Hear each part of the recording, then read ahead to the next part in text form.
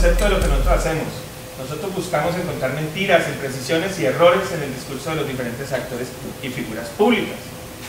¿Por qué es importante esto para el debate ciudadano? Sobre todo en este momento coyuntural de la historia del periodismo. Y nosotros nos estamos orientando a nuestros lectores, a nuestras audiencias, sobre qué tan importante es la calidad de ese discurso público y que esas mentiras o esas diferentes posturas deben tener un costo ante la opinión pública. Entonces, en ese orden de ideas, nuestro trabajo aporta la calidad del debate ciudadano, verificando fuentes de dudamos a los ciudadanos de herramientas para que tomen decisiones basadas en información veraz y contrastada. También nos está pasando mucho que publicamos la información sin contrastar. Entonces, un poco también es una reflexión interna a cómo estamos haciendo nuestro trabajo. Siempre nos pidieron contrastar, siempre nos pidieron comprobar. ¿Vamos un paso más allá? Sí. Nosotros emitimos una calificación sobre esa frase, sobre qué tanta veracidad tiene esa frase. Y para hacerlo hacemos un pacto social con nuestra audiencia. Es una comunidad en expansión. En este evento hay 115 medios dedicados al fact-checking en 47 países. Esto son cifras que saco del reporte del laboratorio de la Universidad de Duke en Estados Unidos. 54 de esos medios solo se activan en elecciones, porque esta metodología se acomoda mucho a chequear elecciones, porque ustedes saben que en elecciones los candidatos están todo el tiempo refiriendo datos, refiriendo cifras, refiriendo cosas chequeables, y es muy importante en un periodo electoral ver qué tanta verdad hay en lo que ellos están ofreciendo. Y 61 de esos medios funcionan de forma permanente. Colombia Check pues hace parte de eso. Es una comunidad que se reúne, nos reunimos cada año en una conferencia global que se llama Global Fact. El Instituto Pointer agrupa esa comunidad y es una comunidad que lleva 15 años en expansión. ¿De dónde venimos? Nosotros venimos del primer ejemplo, factcheck.org, entre el 2002 y el 2003, abrieron este portal en Estados Unidos y comenzaron a hacer chequeo de las declaraciones de los políticos allá. Usamos un método que se aplica de manera sistemática a todos los chequeos. Ustedes pueden coger los 140 chequeos que ha sacado Colombia Check y van a encontrar la misma ruta. Tomamos una declaración pública, valoramos su importancia para la sociedad, vamos a la fuente original, vamos a las fuentes oficiales, contrastamos con fuentes académicas, ponemos el contexto y calificamos. Se lo aplicamos igual a cada uno de los trabajos que hacemos. O sea, creamos una especie de método científico y un estándar de producción que nos permite demostrar, más allá de lo que a uno le parezca, unos resultados, porque siempre se aplican las mismas categorías para el análisis. Por lo general, en el periodismo tradicional nosotros no contamos, los periodistas no contamos cómo hicimos lo que hicimos. Entonces yo me cansé de publicar investigaciones tanto en los 7 años que trabajé en Semana como en los otros 7 que trabajé en el país. Publicaba investigaciones. Juan Carlos Abadía cogió el licor de degustación de la industria de licores del Valle y se fue a hacer campaña política y aquí están las pruebas.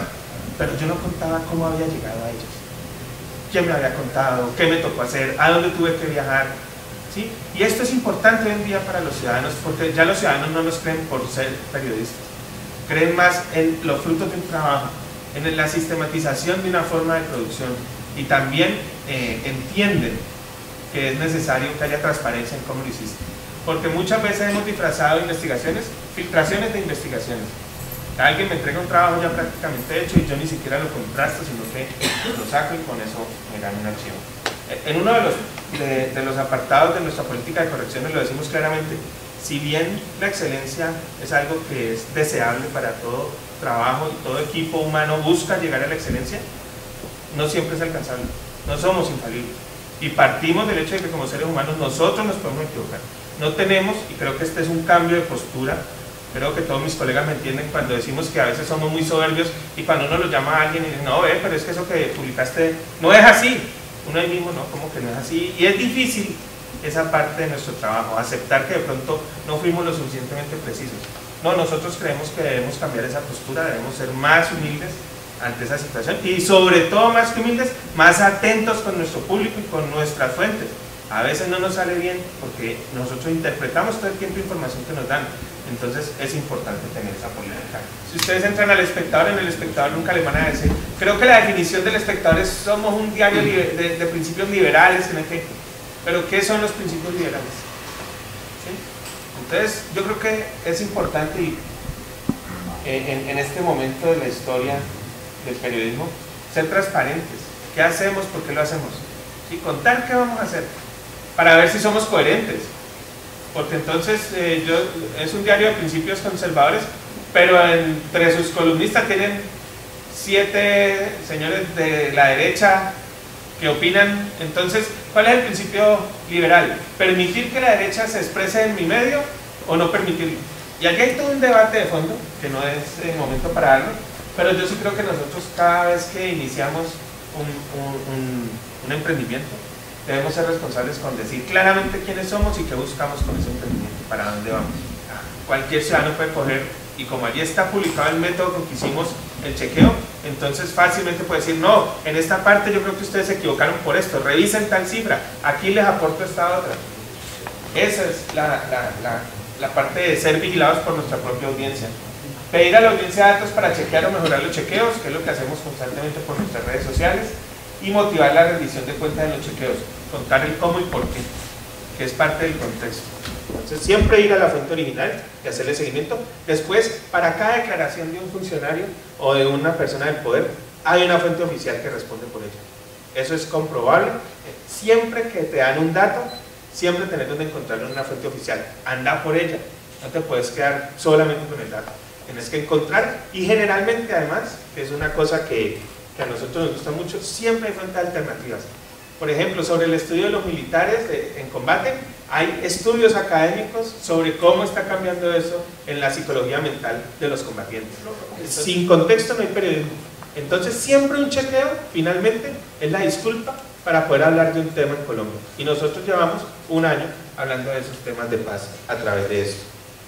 Finalmente calificamos la afirmación, que como les he explicado, pues tiene el sentido de hacer responsable a cada quien de lo que dice.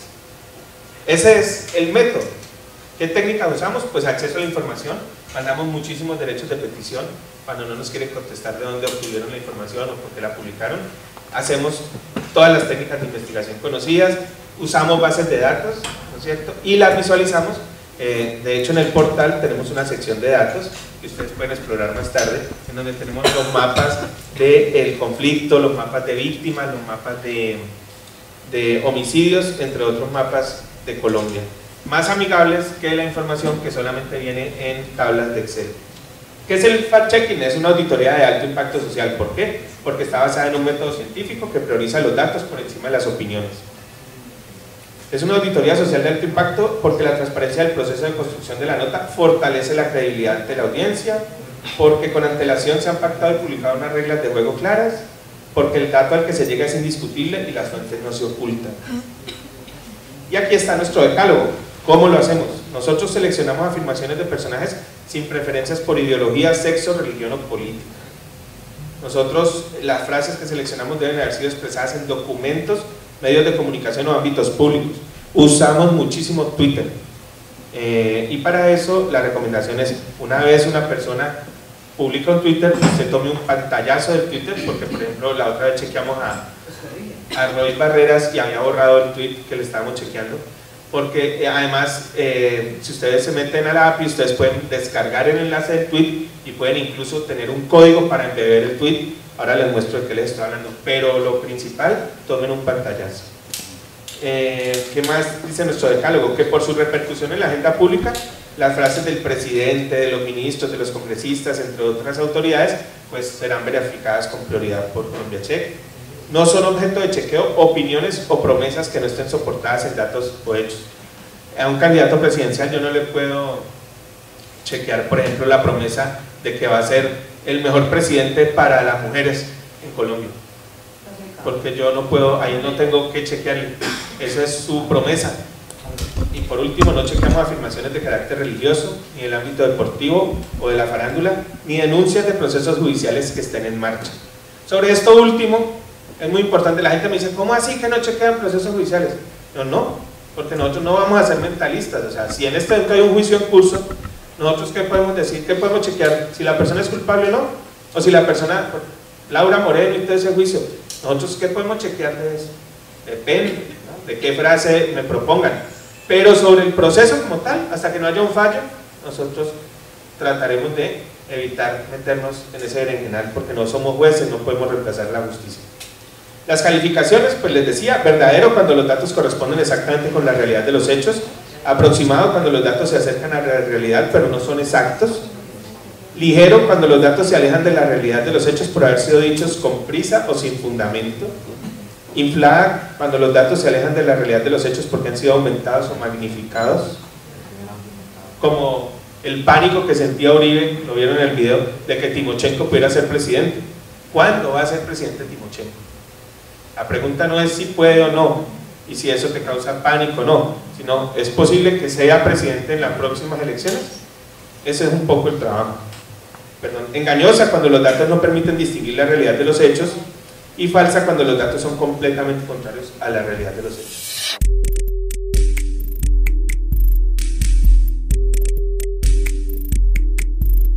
El tema de comunicación, pues,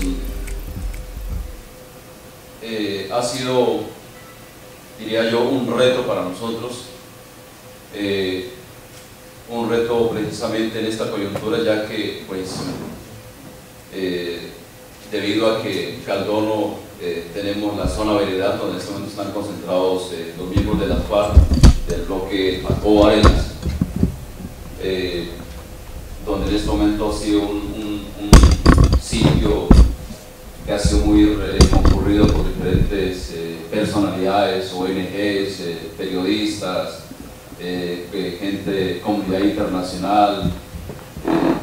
Entonces, debido a eso, pues Caldono era un pueblo, un municipio donde era, pues, en su momento, por ser hacer parte del conflicto, pues Caldono también fue muy reconocido, pero en esos momentos del conflicto, ¿sí? Para nosotros la paz es otra cosa, es otra situación, es algo muy real, es algo que la hemos sentido, la hemos vivido, ¿sí? Pues, estamos tratando de que nosotros, a través de estos medios de comunicación, cómo hacer que la gente conozca la realidad de nuestra comunidad, de nuestro pueblo, ¿sí?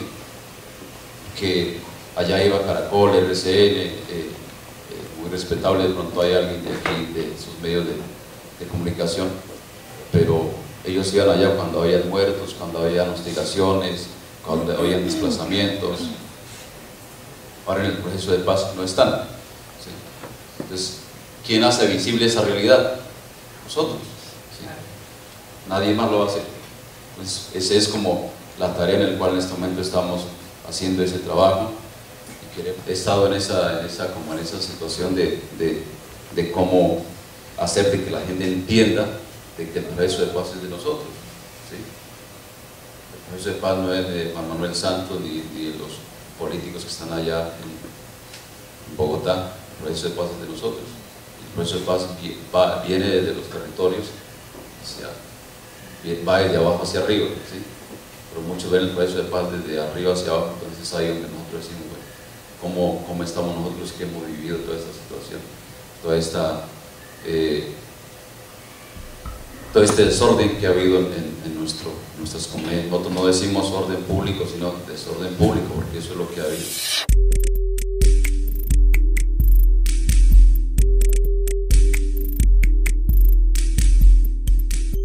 Algunos errores que cometemos a la hora, primero nos ceñimos a las formas convencionales en que hemos presentado lo indígena. Una es colectivización, es decir, todos ellos son igualitos, todos son chiquiticos, todos son oscuritos, todos usan ropa igualita y todos ellos son chiquiticos. Y ya sabemos, como le dice Lucio, que hay una diversidad de lenguas, que hay una diversidad de culturas, hay una diversidad de creencias, hay una diversidad de formas de relacionarse con el mundo o de historia, y que eso que parece un colectivo que en ocasiones se comporta de forma muy ejemplar, como colectivo en realidad contiene mucha riqueza, mucha diversidad y mucha singularidad.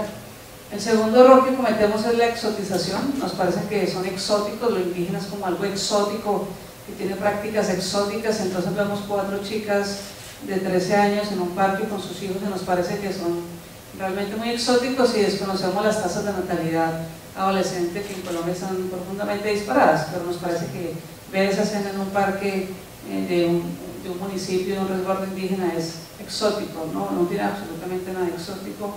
El tercer elemento es que nos parece políticamente correcto considerar que ellos son pobrecitos, o sea, como pobrecitos ellos, los indígenas pobrecitos, y realmente Si ustedes vieron el territorio y la calidad de vida que se puede tener en esos municipios, en el campo, en ese clima, en la capacidad de cultivar lo que se come, no hay nada de pobrecitos. Si vieron la relación que tienen con el territorio, la forma en que se organizan como colectividad, no hay absolutamente nada de pobrecito, hay profunda dignidad y profundo empoderamiento y sentido de lo colectivo. Y el cuarto elemento que uno también cree que es correcto es fetichizar lo indígena, es decir,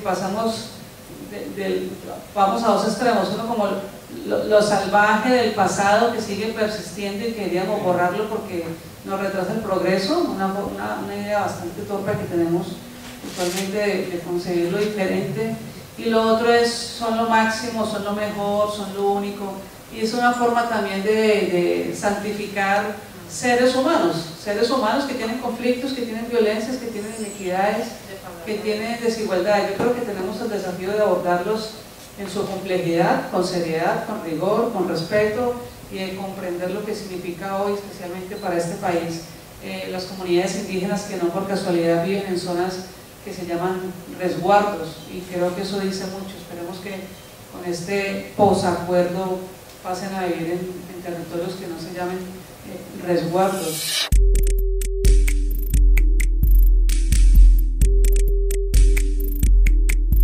Pacífico Noticias, Pacífico con Z, que conjuga el ejercicio de la búsqueda de la paz con el ámbito geográfico en el que nos movemos, nació precisamente para estar en concatenación, visibilizar y contextualizar desde una óptica de la veracidad toda la información del proceso de paz. Pacífico Noticias.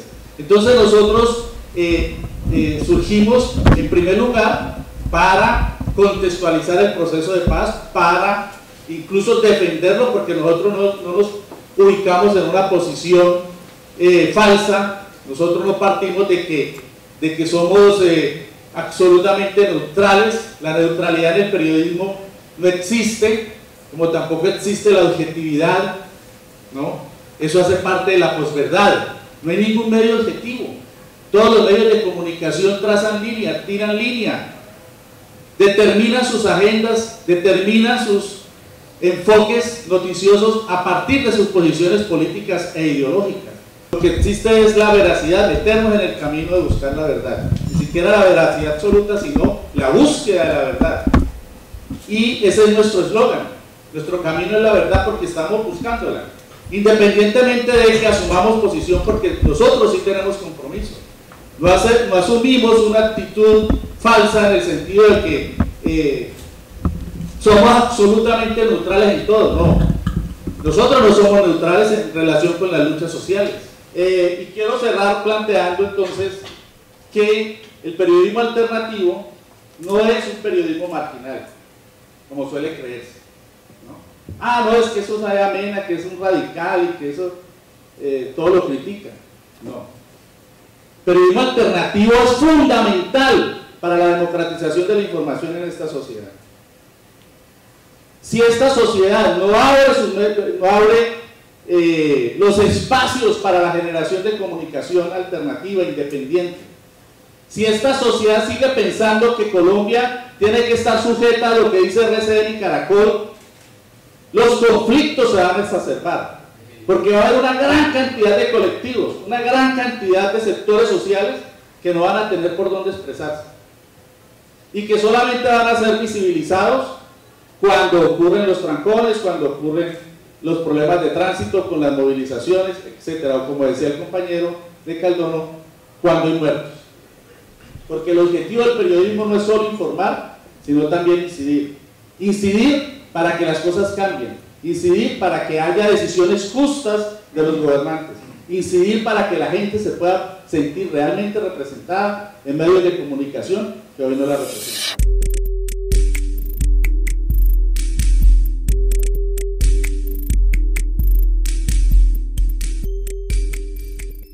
Bueno, algunos tips para tener éxito en la solicitud.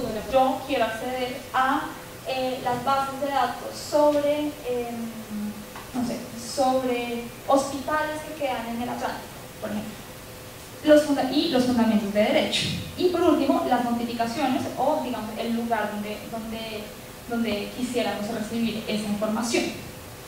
Y en los fundamentos de derecho, que son lo más importante y que es el tip más importante, es que siempre que vayamos a escribir una solicitud de acceso a la información, deberíamos, o pues no, digamos que no estamos obligados por la ley, pero nosotros recomendamos que citemos dos artículos. Uno, el artículo 28 de la ley 1712 de 2014, que es el que establece la carga de la prueba cuando se va a negar información, que es lo que les decía, que entonces tienen que citar el bien jurídico o el derecho que se está vulnerando de acuerdo con los artículos 18 y 19 de la ley de acceso a la información. Dos, la norma constitucional o legal en la que está esa reserva. Y tres, por qué la entrega de esa información conlleva a un daño presente, probable y específico. Entonces, es decir, si ustedes me van a negar esto, sustente con base en el artículo 28, esto y eso. Y también citar el artículo 21 de la misma ley, de la Ley de Transparencia y Acceso a la Información, que impone a las autoridades un deber de divulgación parcial. Es que cuando hay documentos, puede decirle a la entidad, como entonces hágame una divulgación parcial y cree una versión pública de este documento para que yo pueda acceder a la información pública, no reservada y no clasificada que está ahí. Bueno, algunas posibles respuestas que ustedes van a encontrar de las entidades públicas cuando solicitan información son las siguientes, y ya les voy a decir también cómo lidiar con estas respuestas. Uno, se limitan a alegar la defensa y seguridad nacional, simplemente sin fundamentar desde daño, que es el daño presente, probable y específico. Dos, como fundamento citan normas cuyas reservas no son claras ni precisas. Entonces, digamos que esta es una exigencia también de la jurisprudencia constitucional, es que todas las normas que reserven o clasifiquen información deben ser normas precisas en las que la categoría de información o el documento está específicamente delimitado. También pueden citar como fundamento una norma de orden inferior al legal, y esto pasa muchísimo, y es que cuando ustedes, una entidad pública, les diga esta información está reservada o está clasificada y no se la puedo dar con base en el decreto tal o en la circular tal o en la resolución tal, esas normas son normas inferiores a la ley, ¿no? Digamos, están los actos administrativos, están los decretos, están las leyes y está la Constitución, como en una pirámide normativa. Las únicas normas que pueden reservar o clasificar información son la Constitución y la ley, y digamos los decretos leyes, pero los decretos normales, las circulares, las resoluciones no pueden reservar ni clasificar información. Así que a ustedes, una entidad pública les dice no le doy esa información con base en esta circular que yo saqué hace 3 años, no, está mal. Otra, y esto nos pasa mucho, es que citan normas derogadas y no se dan cuenta de que están derogadas. Pasa mucho con el parágrafo 2 del artículo 5 de la Ley de Transparencia, que lo que dice ese parágrafo, o lo que decía, porque la Corte Constitucional lo terminó derogando, es que la divulgación proactiva no aplicaba a los organismos de seguridad e inteligencia. Entonces, digamos que bajo ese parágrafo se basaban muchos organismos de inteligencia para no divulgar proactivamente su información y para no entregar al público. Pero esa norma está derogada. Y, digamos que eso es la regla general, no hacen el test de daño. Digamos que nosotros en De Justicia llevamos ahorita varios litigios estratégicos de acceso a la información, entonces hemos mandado solicitudes de información a muchas entidades públicas y ninguna hace el test de daño, ninguna se pone, digamos, en concreto a analizar el daño presente, probable y específico que le pide la ley que haga. Bueno, esto es muy importante, y es que mirándolo también como desde un contexto de posacuerdo, Hay una regla de oro en el artículo 21 de la Ley de Transparencia y es la siguiente, y es que no es posible clasificar o reservar información relacionada con violaciones. ¿Qué incluye relacionado con violaciones de derechos humanos? Primero, acciones o omisiones que constituyan las violaciones. Dos, fechas y circunstancias de esas violaciones a derechos humanos, es decir, archivos o documentos que incluyan fechas y circunstancias de esas violaciones. La ubicación de las personas desaparecidas o de sus restos mortales, los nombres de los responsables, los nombres de cualquier unidad del sector de seguridad que estuviera presente al momento de las violaciones y el número y característica de las víctimas. Si ustedes necesitan, digamos, eventualmente citar el fundamento legal de esto, es el principio, acá no se ve, es el principio 10 de Chouanet de la ONU, que está reconocido como un fundamento legal por la Corte Constitucional. Y en ese sentido, digamos que es importante, si uno lo piensa en términos de memoria histórica, ¿no?, y de rendición de cuentas, es importante que la JEP, eventualmente, que la Comisión de la Verdad, tengan acceso a este tipo de información. Uno, para hacer rendir cuentas a los responsables, y dos, para contar realmente desde todas las aristas la realidad del pasado atroz. Sin embargo, nosotros como ciudadanos también podemos tener acceso a esa información. Y en ese sentido es muy importante, porque si nosotros podemos tener acceso a esa información, nosotros también podemos hacer veeduría a la función que la Comisión de la Verdad y la JEP están haciendo. Podemos saber si en verdad están utilizando esa información, si en verdad están juzgando bien o mal, si en verdad están teniendo en cuenta todo lo que deben tener en cuenta, y así también, digamos que como ciudadanos nos empoderamos como veedores del posacuerdo o de la función pública en el posacuerdo, de esas nuevas instituciones, además que ni siquiera existen todavía. Ahora voy a hablar un poco sobre las dos excepciones más comunes, o las que las entidades citan en mayor medida. Uno, la clasificación por razón de intimidad, y dos, la reserva por razones de seguridad y orden nacional. Entonces, la clasificación por razones de intimidad. ¿Qué me debe citar específicamente la entidad pública cuando me niega información con base en esta clasificación? Me tiene que citar el artículo 18 y el literal A de la ley 1712 de 2014, que indica que la intimidad es un derecho personal, es un bien jurídico individual que debe ser protegido. Y además de eso, me tiene que citar ya sea el artículo 15 de la Constitución Política, que es el que consagra constitucionalmente el derecho a la intimidad, o también puede citarme eventualmente el literal H del artículo 4 de la ley 1581 de 2012, que es la ley de datos personales, o de habeas data. ¿Qué pasa con el habeas data? Digamos que en términos estrictos, no es que el habeas data también sea un bien jurídico protegido por la ley de transparencia para justificar que las entidades públicas me nieguen información. Pero eventualmente la violación de los datos personales sí puede violar directamente mi intimidad, y en ese caso, digamos que la clasificación por razones de intimidad generalmente se toma como compactamente con el habeas data. Entonces es clasificación por razones de intimidad y habeas data.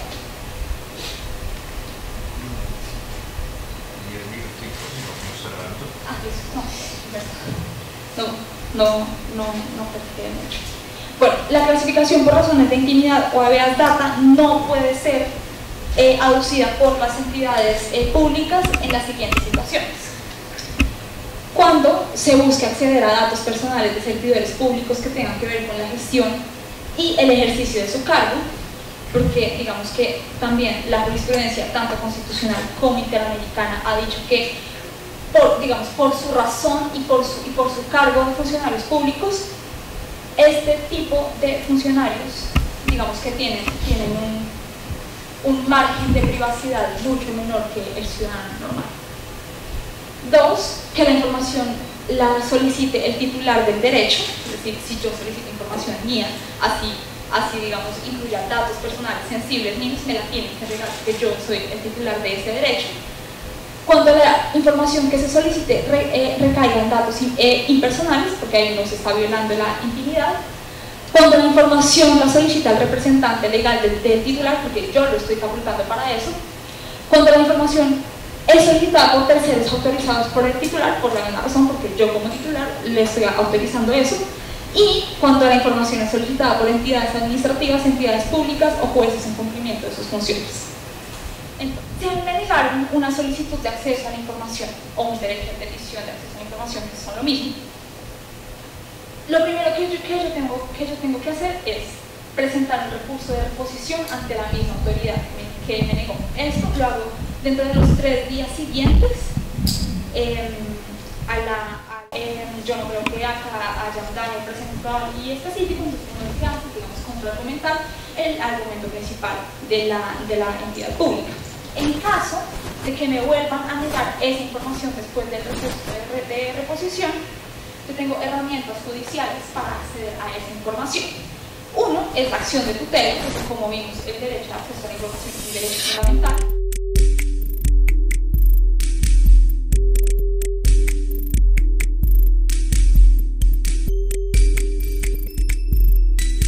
La historia empieza en 2015, estos dos señores, Bastian y Friedrich Obermayer, son los dos periodistas alemanes del periódico Süddeutsche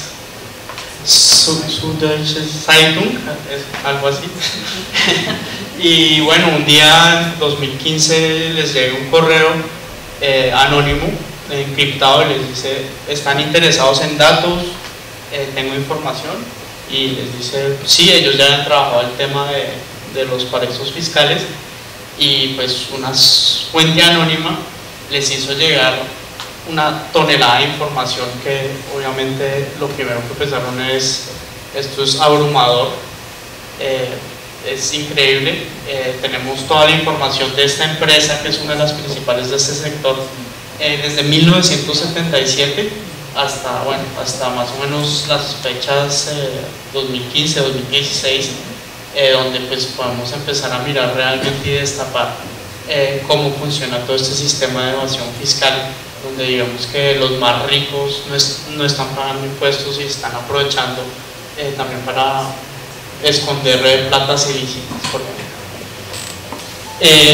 Lo primero que ellos los movió fue, pues, digamos que esto es el tamaño, son, digamos, 2.6 terabytes, que pues yo no soy muy experto en esas dimensiones, sé que es mucho, pero pues digamos que Wikileaks 2010, que pues obviamente ya era una información muy impresionante, y en comparación a la información que les dieron, que ya tenía como una dimensión pues completamente absurda, y que todavía hay información ahí escondida que hay gente que sigue y sigue buscando.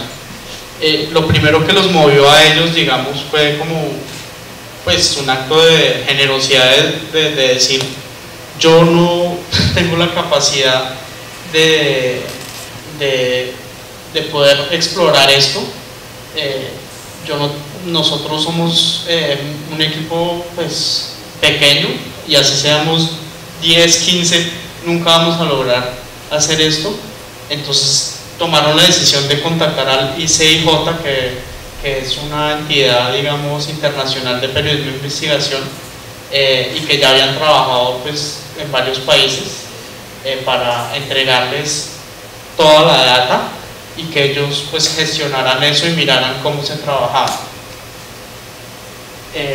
Eso es como parte del equipo del ICIJ. Ellos recibieron toda la información. Pues acá no es un equipo tan grande, son de pronto unas 15 personas, viven en todo el mundo, hay periodistas, hay ingenieros, expertos en análisis de datos, pero un equipo pues muy profesional, que decidió lanzarse en lo que se llamó el proyecto Prometeo en ese momento. Y digamos que ellos empezaron a contactar periodistas o organizaciones en todo el mundo, diciéndoles: se quieren unir, les interesa. ellos pues casi todos ya habían trabajado con ellos, pues bajo dos premisas, digamos. Uno, que la cantidad de información no es digerible, así sea un equipo de 50 o un equipo grande.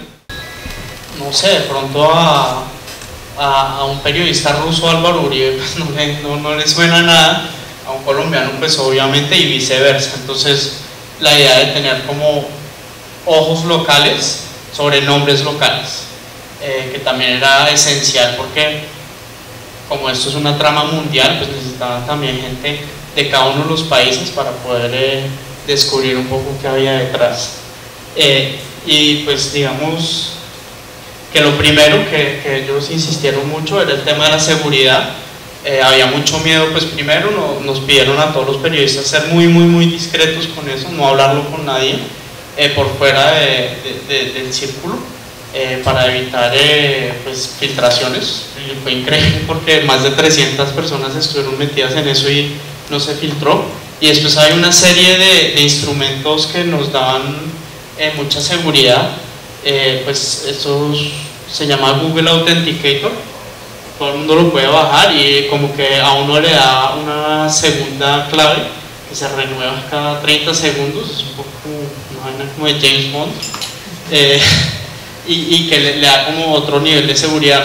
Nos dieron unos largos, casi como unas frases incomprensibles con muchos números y cifras y letras, para poder entrar como al sistema. Y además pues se usó mucho el Hashmail, que ese también está abierto y que es un sistema de email encriptado. Pues si algún día lo necesitan, yo creo que ese pues como que cumple un tema de seguridad bastante interesante. Lo segundo pues fue que nos dieron acceso a esto, que era una especie de Google, donde ellos subieron todos los documentos y pues como que lograron tecnológicamente pasarlo como unos PDFs de reconocimiento visual, se llama OCR, es como una tecnología, y ahí uno podía empezar ya a hacer una búsqueda un poco como en Google, a empezar a buscar nombres, a buscar de todo lo que uno pudiera imaginarse. La dificultad obviamente era que pues no era tan fácil, porque pues no sé ustedes qué nombre pondrían de primero. Yo creo que el primero que puse fue Álvaro Uribe. Salía, pero pues salía porque también había mucha basura, entre comillas, no me refiero a él,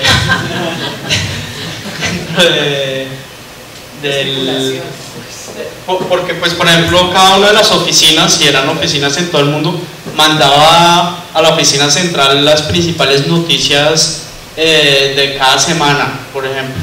Entonces claro, pues obviamente salía Álvaro Uribe, salía Juan Manuel Santos, salían muchos nombres públicos que pues la primera vez que uno los vio, uno dijo, uy, me encontré a tal, y no, simplemente estaban en unos correos donde digamos que salían, pero pues no, Álvaro Uribe ni los hijos, como se dijo, no tenían, pues no estaban en este data, pero bueno, entonces digamos que había esa dificultad.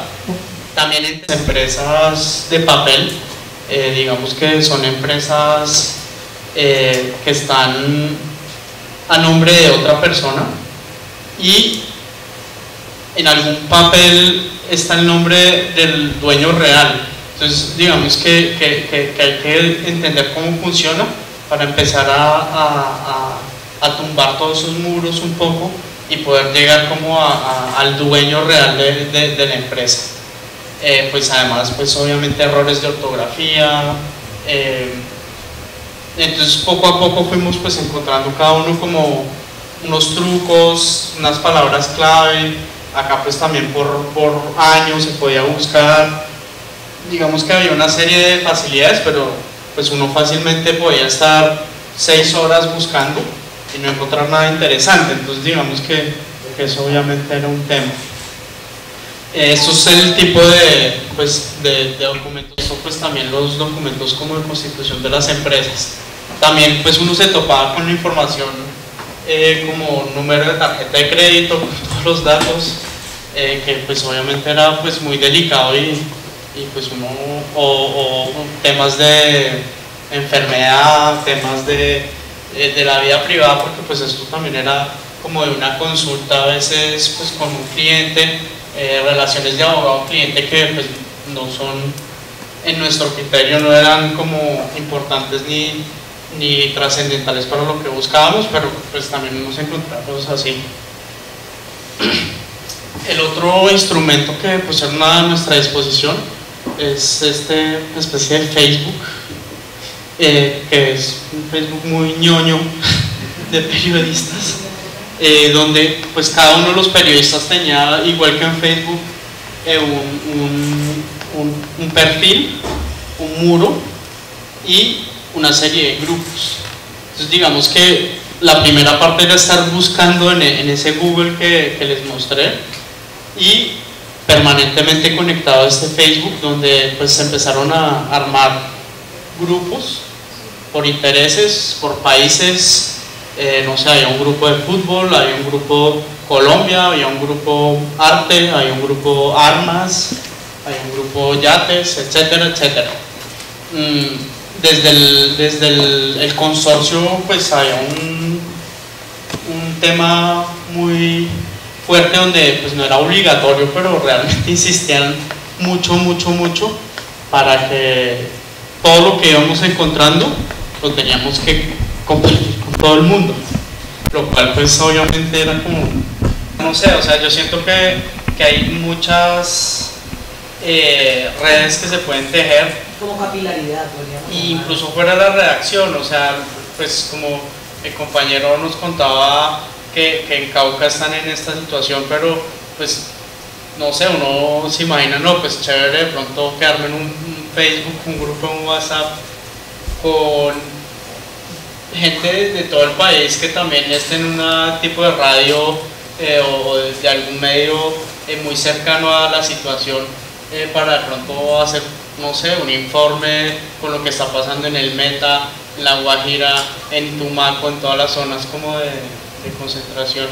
No sé, o sea, pues digamos que eso es algo como que me abrió como una nueva posibilidad y ver que pues realmente ahí está y de pronto a veces es el esfuerzo, pero los medios de comunicación están pues realmente, pues si uno tiene internet y el smartphone realmente pues ahí está, o sea, tampoco uno necesita como toda la vaina con super 007 y tal, o sea, digo, esto me pareció bastante increíble, pero no, pues uno tiene que tener cuidado con la información y todo eso, pero pues yo creo que uno puede hacer muchas cosas que están pues muy al acceso de uno y ese es el llamado, ¿no? Como a mirar con colegas dentro de la redacción y por fuera más temas que se puedan trabajar juntos y que uno solo no los podría hacer o ni se enteraría.